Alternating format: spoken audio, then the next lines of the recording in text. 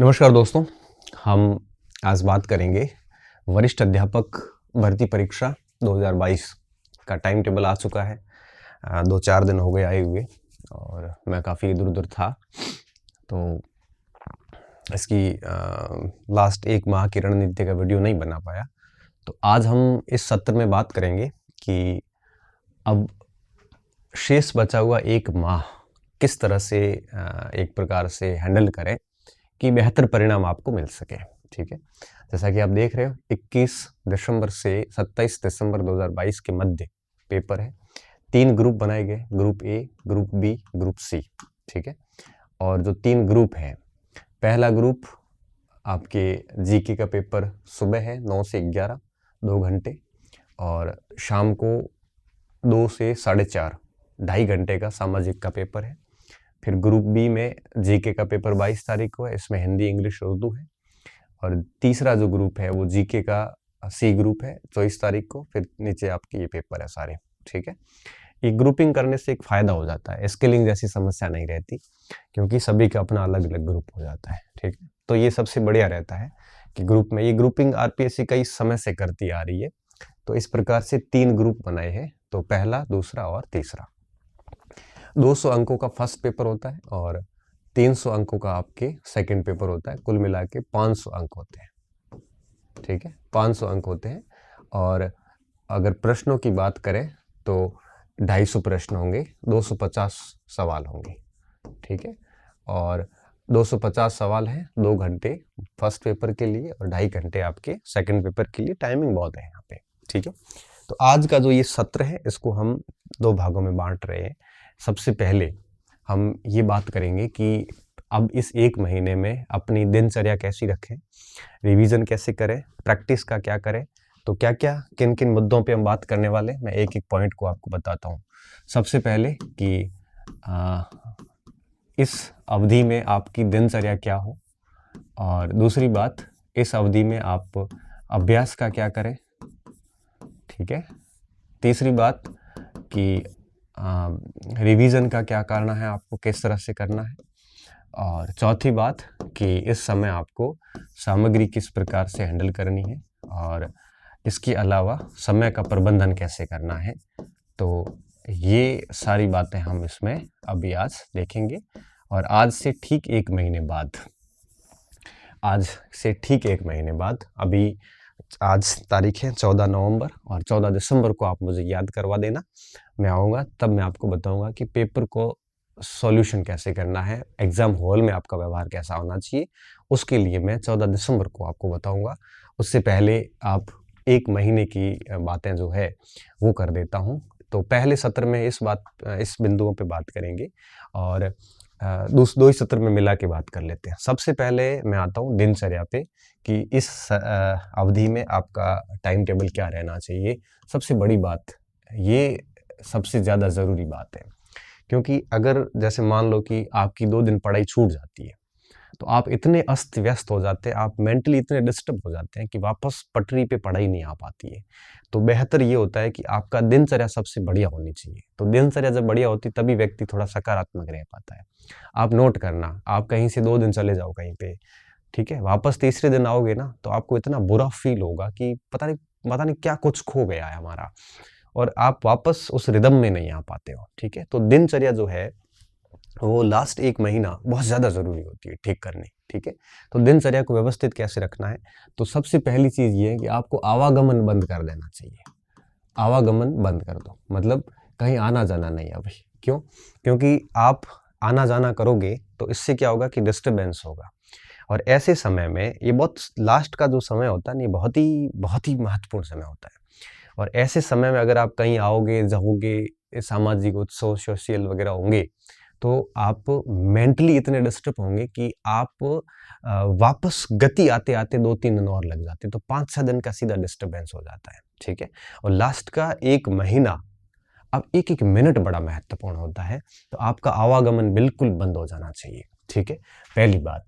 दूसरी बात, आपका ये जो सोशल साइट्स पे है आपके, या यूँ कहिए कि जो भी आप सोशल ये यूट्यूब वगैरह जितने भी हैं, यूट्यूब है, चाहे आपकी ये फेसबुक है, है ना, ये और इसके अलावा जितना भी है ये सारी चीज़ें बहुत कम कर दो, बहुत कम। मतलब ये है कि अवॉइड करो इसको। फिर भी अवॉइड क्यों करना है? क्योंकि कई बच्चे आएंगे कि एग्ज़ाम आगे बढ़ रहा है, कई बच्चे ऐसे आएंगे कि पेपर आउट हो रहे हैं सारे, कई बच्चे ऐसे आएंगे कि ओबीसी के कारण पोस्ट नहीं मिलेगी, कोई बच्चा आपकी कोई नई बात लेके आएगा मार्केट से। तो इन खबरों में आप अगर इस सोशल साइट से ऐसी खबरों में रहोगे तो आपका ध्यान डाइवर्ट होता रहेगा और आपकी एनर्जी अगर किसी और वे में जाएगी ना तो आप किताबों में अपनी ऊर्जा दे नहीं पाओगे। तो प्रयास ये करो कि इन चीज़ों से बचो आप, ठीक है। हालांकि थोड़ा बहुत देखो, आप बिल्कुल सोशल साइट से दूर हो नहीं सकते, लेकिन लिमिट कर सकते हो आप। कई सारे नोट्स आएंगे इस समय, कई सारी पीडीएफ घूम घूम के आएगी कोचिंग्स की, कई सारी चीज़ें इधर उधर से आएगी, कोई काम की नहीं है। आप अपने मटेरियल पे विश्वास कीजिए और पढ़ते जाइए। इसलिए मैं कह रहा हूँ कि इन चीज़ों से अब बच के रहना। ये सारी की सारी ध्यान डाइवर्ट करने वाली चीज़ें हैं। और जो अच्छे बच्चे हैं, जो बहुत गंभीर है, उन्होंने या तो इनको अनइंस्टॉल कर लिया है और या इनको लिमिटेड कर लिया है। मतलब दिन में आधा घंटा, 5 मिनट, 10 मिनट, 15 मिनट, इससे ज़्यादा नहीं, ठीक है। तो सबसे बढ़िया काम ये करिए ताकि आप अपनी दिनचर्या इससे प्रभावित होती है। सुबह उठते फ़ोन ऑन कर दिया, 15 से 20 मिनट कैसे इस फेसबुक, यूट्यूब पे चले जाते हैं, पता ही नहीं चलता है। आप किस काम से फ़ोन खोला था, उस काम को करने के लिए आपको दूसरी बार फिर फ़ोन खोलना पड़ता है। क्यों? क्योंकि पहली बार जब फ़ोन अपन ओपन करते हैं तो वो सारे नोटिफिकेशन देखते देखते हम भूल जाते हैं कि हमने फ़ोन क्यों ऑन किया था। फिर दूसरी बार फ़ोन खोल के देखते हैं कि हम किस लिए फ़ोन खोल रहे हैं। तो 1 घंटा 2 घंटे इतने जल्दी निकल जाते हैं सोशल साइट्स पे, डूब के हम उसको देखते हैं चीज़ों को। तो आपकी पूरी दिनचर्या प्रभावित होती है। जैसे सुबह 6 बजे उठे, 7 बजे उठ के अगर 1-2 घंटे ही फ़ोन पे खत्म हो गए ना, तो पूरा दिन दिमाग खराब रहेगा कि यार सुबह-सुबह समय खराब कर दिया। तो ये दिनचर्या को प्रभावित करता है ये सारे सोशल साइट्स। इन चीज़ों से दूर रहिए। तीसरी बात, नकारात्मक लोग जितने भी हैं उनसे दूर रहिए। नकारात्मक से दूर रहो। क्यों? क्योंकि ये लोग आपको इतना डरा देंगे कि आपकी बढ़िया तैयारी होने के बावजूद भी आप कॉन्फिडेंस नहीं बना पाओगे, ठीक है। क्यों? क्योंकि जैसे नेगेटिव पीपल्स जो आपको मिलेंगे, कई देखो मार्केट में 10 में से 9 स्टूडेंट नेगेटिव है। उनसे जैसे संपर्क में आओगे, हालांकि इतनी कट ऑफ भी नहीं रहती, सब कुछ चीज़ें सामान्य है। कोई कहेगा विद्या संबल आ गई, अब वापस भर्तियां नहीं आएगी, अब ये हो जाएगा, वो हो जाएगा। इतना कॉन्फिडेंस, देखो झूठ इतना कॉन्फिडेंस से बोला जाता है, सच बेचारा बाहर निकलता है तब तक झूठ आधी दुनिया तय कर लेता है। तो वो मार्क ट्वेन का कथन है शायद कि जब तक सच जूते पहनता है तब तक झूठ आधी दुनिया का सफर तय कर चुका होता है।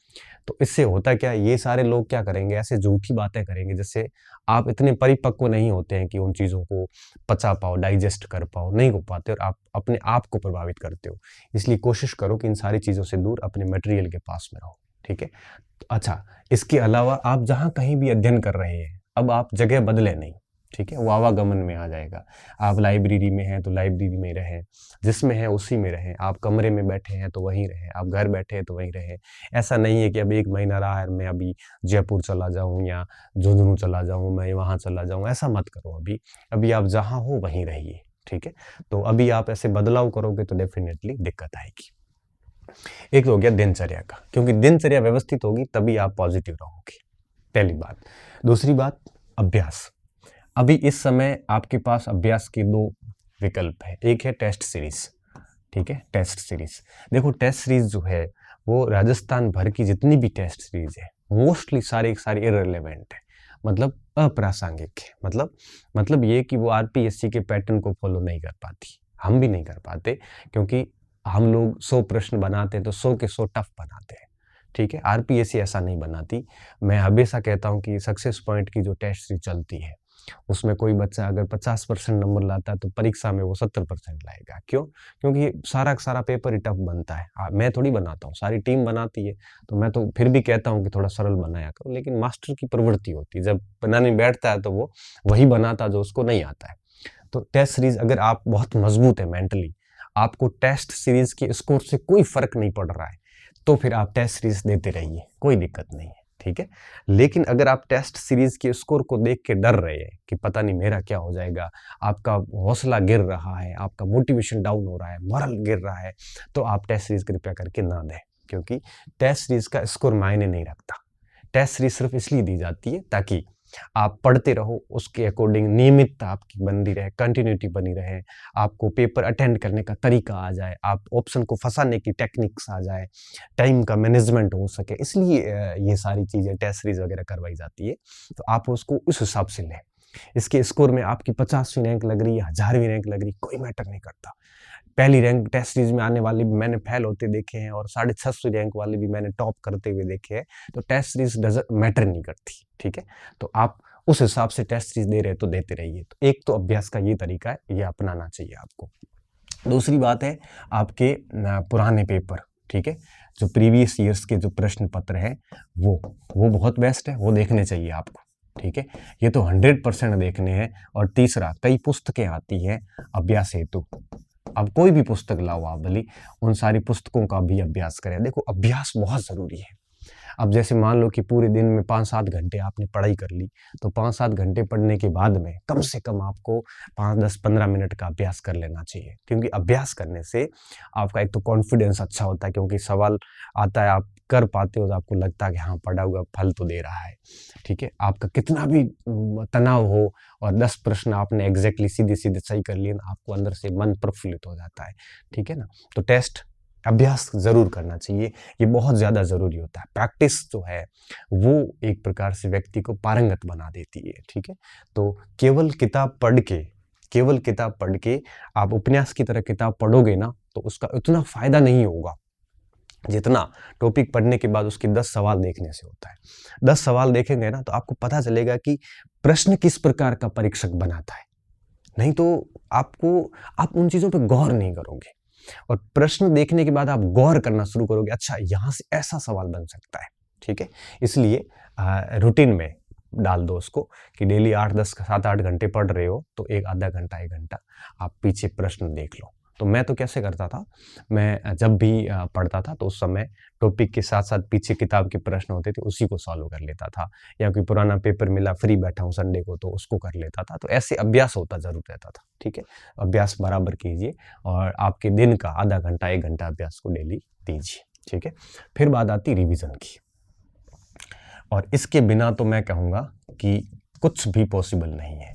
आपने कितना कुछ पढ़ा है ये मैटर नहीं करता, मैटर ये करता है कि आपने उसका रिवीजन कितना किया है। रिवीजन बहुत ज़्यादा ज़रूरी होता है। अब जब ये ऐसा समय आ गया है जब आपको रिवीजन पे ज़्यादा बल देना चाहिए, क्योंकि सेकंड ग्रेड जैसा पोर्शन है, तो निश्चित तौर पे आपने एक आधा बार सिलेबस तो कर ही लिया होगा, ऐसी मैं उम्मीद करके चल रहा हूँ। अगर नहीं किया तो अलग बात है, बाकी अगर कर ही लिया है तो रिवीजन करिए अब, ठीक है। आप कोशिश करिए कि अभी नई सामग्री ना पढ़ें। अब नई सामग्री, ऐसा उसको तो सामग्री में देख लेंगे। अभी जैसे कोई ऐसा टॉपिक है जो छूट गया है, ठीक है, आपको लगता है कि मेरे से नहीं होगा, तो उसको आप छोड़ दो, और अब आप रिवीजन पे पूरा बल दीजिए। और रिवीजन के लिए क्या करना है आपको, जो प्रथम प्रश्न पत्र है, फर्स्ट पेपर और सेकंड पेपर, ठीक है, 2 पेपर है आपके पास में, तो कम से कम 3 घंटे तो आप इसको दो ही दो, और इसके अलावा कम से कम 5 से 6 घंटे आप इसको दे दो सेकंड पेपर को, ठीक है। तो सुबह सुबह 3 घंटे का जो काम है वो आप फर्स्ट पेपर को स्टार्टिंग में दे दो, मॉर्निंग में 3-4 घंटे दे दो, और फिर पूरा दिन आप सेकंड पेपर को दो, ठीक है। इस तरह से रिवीजन करो। फर्स्ट पेपर में भी जैसे कोई चीज़ें आपकी बहुत बढ़िया पड़ी हुई है, तो उसको छोड़ के दूसरी चीज़ें जो थोड़ी बहुत कमज़ोर है उस पर ध्यान दीजिए। जैसे मान लो कि वर्ल्ड हिस्ट्री, ज्योग्राफी है, तो आपकी पढ़ी हुई अच्छे से, तो उसको थोड़ा सा वापस रिमाइंड कर दो। या करंट अफेयर है, तो अभी जैसे कई लोगों का नहीं पढ़ा हुआ है, तो अभी करंट अफेयर की कोई किताब ले लो मार्केट में, जैसे विनोद स्वामी जी की अच्छी किताब आती है, तो नाथ पब्लिकेशन की, ऐसी कोई करंट की और भी होगी, 2-4 किताबें देख लो, और इस तरह से इसको मैनेज करो कि पूरा पेपर आप पढ़ सको। मैं अभी ये नहीं बताऊंगा किस समय क्या पढ़ना, क्योंकि आप सभी अपनी अपनी स्ट्रेटजी से चल रहे हैं और मैं उसमें बाधा उत्पन्न नहीं करना चाहता हूँ, ठीक है। और सेकंड पेपर को 5-6 घंटे रेगुलर दो। तो मैं ये इसलिए कह रहा हूँ, कई बच्चे फर्स्ट पेपर छोड़ देते हैं, कई बच्चे सेकंड छोड़ देते हैं, ऐसा मत करो। मॉर्निंग का जो सेशन है, सत्र है, उसको आप फर्स्ट पेपर को पूर्ण रूप से दे दो, ताकि फर्स्ट पेपर बढ़िया होता जाएगा। और शाम का जो सत्र है, शाम का मतलब ये हुआ कि दोपहर के बाद से फिर आप सेकंड पेपर को दो और अच्छी तरीके से दो इसको, ठीक है। जैसे मुझे ज़्यादा हिंदी की इंग्लिश की जानकारी नहीं है, मैं एसएसटी का हूँ। मैं एसएसटी में मैंने 3 साल एसएसटी सेकंड ग्रेड के रूप में नौकरी भी करी, अच्छी रैंक से चयनित हुआ था। तो एसएसटी में जैसे 8 सब्जेक्ट हैं। कितने सब्जेक्ट हैं? 8 सब्जेक्ट हैं। अब इसमें से आपके 4 छोटे सब्जेक्ट हैं, 4 बड़े हैं, ठीक है। छोटे कौन कौन से हैं? जैसे पबेड है, ये छोटा सब्जेक्ट है, सोशियोलॉजी छोटा है, फिलॉसफी छोटा है, और टीचिंग मेथड ये छोटा है। और बड़ी सब्जेक्ट कौन से हैं? जैसे हिस्ट्री है ना, इसके अलावा इकोनॉमिक्स है, या जियोग्राफी है, और या पॉलिटी है, ये बड़े सब्जेक्ट हैं, ठीक है। सभी में बराबर 20-20 सवाल आते हैं, मतलब 20 मतलब किसी में 18, किसी में 17, इस टाइप से, मतलब मोटा मोटा सब बराबर रहता है। तो आपको क्या करना चाहिए, एसएसटी वालों को मैं स्पेशली बताता हूँ, आप दिन में 2 सब्जेक्ट एक साथ लेके चल सकते हो, ठीक है। जैसे मान लो कि आपने ये ले लिए 2 सब्जेक्ट, पबेड और सोशियोलॉजी। अगर आपने पढ़ रखे हैं तो मुझे पूर्ण विश्वास है कि इसको आप 2 या 3 दिन में पूरा कर लोगे, क्योंकि बहुत छोटे सब्जेक्ट है। और इसमें भी आप ध्यान रखो, इनमें जो सैद्धांतिक भाग है, जैसे पब्लिकेट है, पब्लिकेट में प्रशासन के सिद्धांत है, प्रशासन का, लोक प्रशासन का विषय के रूप में विकास है ना, व्यवहार, प्रशासनिक निर्णयन क्षमता वगैरह, वो सारे सैद्धांतिक भाग है। उसको थोड़ा एक्स्ट्रा टाइम दो, क्योंकि वहाँ सवाल गलत भी हो सकता है और आया तो बिल्कुल सही भी हो सकता है, पूरा छूट भी सकता है। जैसे इकोनॉमिक्स है, डिमांड एंड सप्लाई का पोर्शन है, सैद्धांतिक है। उपभोक्ता फलन सैद्धांतिक है। इसके अलावा कंज्यूमर इक्विलिब्रियम जो है, जैसे उपभोक्ता संतुलन, और वो आपके सैद्धांतिक है। तो सैद्धांतिक भाग को ज़्यादा समय दें, व्यवहारिक भाग को थोड़ा कम समय दोगे तो भी चलेगा। जैसे व्यवहारिक भाग कौन सा? अब अर्थशास्त्र में व्यवहारिक भाग है, जैसे गरीबी है, बेरोजगारी है, एचडीआई का इंडेक्स है, ग्रीन इंडेक्स है, सतत पोषणीय विकास है ना, साख सृजन वाली मॉनेटरी पॉलिसी वाला है, मुद्रा की पूर्ति का है। ये एक सामान्य टॉपिक है। इनको टाइम कम दे थोड़ा सा, क्योंकि ये फटाफट रिवीजन हो जाते हैं। लेकिन जो सिद्धांत है, बराबर प्रश्न आते हैं सिद्धांतों में, व्यवहार में, उस पर ज़्यादा समय दें। क्यों? क्योंकि वो आपके ज़्यादा पढ़े हुए नहीं है, तो बार बार उनको ज़्यादा समय दें, व्यवहार को थोड़ा सा कम दें। ऐसा नहीं कि व्यवहार पूरे छोड़ दें। जैसे सोशियोलॉजी है, अब समाज की समस्याएं हो, चाहे वर्णाश्रम धर्म है, वो जो जितने भी टॉपिक है वो बहुत आराम से हो जाते हैं। लेकिन जाति, वर्ग, सामाजिक विकास, वो थोड़ा सा ऐसा होता है कि जिसने वो विषय स्नातक में पढ़ा, वो उनके लिए वो ठीक होता है। तो सिद्धांतों पे ज़्यादा समय दें, और जो व्यवहारिक भाग है उसको थोड़ा सा कम समय दें, और इस तरह से इसको चलाए रखें। अब 6 घंटे अगर डेली पढ़ते हो ना आप, कुछ बच्चे एक सब्जेक्ट भी कर सकते हैं। उनको लगता है कि मैं 2-2 दिन में एक सब्जेक्ट निपटा सकता हूँ, तो कोई दिक्कत नहीं, वो ऐसा भी कर सकता है। लेकिन एक सब्जेक्ट में बोर भी होते हैं हम कई बार, तो 1 या 2 इस प्रकार से सब्जेक्ट चला सकते हो। 3-3 सब्जेक्ट मत चलाना एक साथ। एक सब्जेक्ट जैसे यूँ है कि भाई आप पब्लिक एड से लेके और पॉलिटिकल साइंस तक आओगे ना, तो 1 महीने में आप काम कर लोगे, ठीक है, अगर ठीक से पढ़ा हुआ है तो। क्योंकि ये चारों सब्जेक्ट मैं बहुत अच्छे से आपको कह सकता हूँ कि अगर आपने रिवीजन करे तो ये चारों सब्जेक्ट 10 दिन के, ठीक है, और बाकी के ये चारों सब्जेक्ट आपके मोटे मोटे 20 दिन के हैं। तो 1 महीने में इनका सभी का एक बार रिवीजन किया जा सकता है, ठीक है। तो कोशिश ये करो कि आप छोटे सब्जेक्ट जो है, इसलिए मैं कह रहा हूँ कि 2-2 सब्जेक्ट एक साथ लेके चलो, ठीक है। तो क्या होगा कि पब्लिक एड और सोशल, एक बड़ा सब्जेक्ट ले लो, एक छोटा ले लो। हिस्ट्री पे ज़्यादा जोर मत दो। क्यों? क्योंकि हिस्ट्री का अंत नहीं है। तो 4 छोटे सब्जेक्ट इतने मजबूत कर लो कि वहाँ से कोई गलती ना हो। अब पबेड के साथ में ज्योग्राफी ले लो, फिर जैसे पबेड पूरा होता है, फिर सोशियो ले लो, ज्योग्राफी पूरी हो जाती है तो पॉलिटी ले लो। एक इधर से छोटा, एक इधर से बड़ा, ऐसे लेके चलो इसको। कोशिश करो कि 1 सप्ताह में 2 सब्जेक्ट निपटा दो, तो 4 सप्ताह में 8 सब्जेक्ट हो जाएंगे। अब पबेड और इकोनॉमिक्स जैसे ले लिया तो सप्ताह में ये 100% निपट जाएंगे, ठीक है। तो इस तरह से इसको चलने दो। अगर सप्ताह से पहले निपट जाता है तो और अच्छी बात है। तो इस तरह से इसको लेके चलो कि 2-2 सब्जेक्ट, 3 घंटे इसको दे दो, 2-3 घंटे इसको दे दो, ठीक है। तो 3-3 घंटे दोनों को दोगे तो डेफिनेटली दोनों पूरे होंगे। फिर सोशियोलॉजी के साथ में इकोनॉमिक्स ले लो, फिलोसफी के साथ में पॉलिटी ले लो, फिर टीचिंग मेथड के साथ में हिस्ट्री ले लो।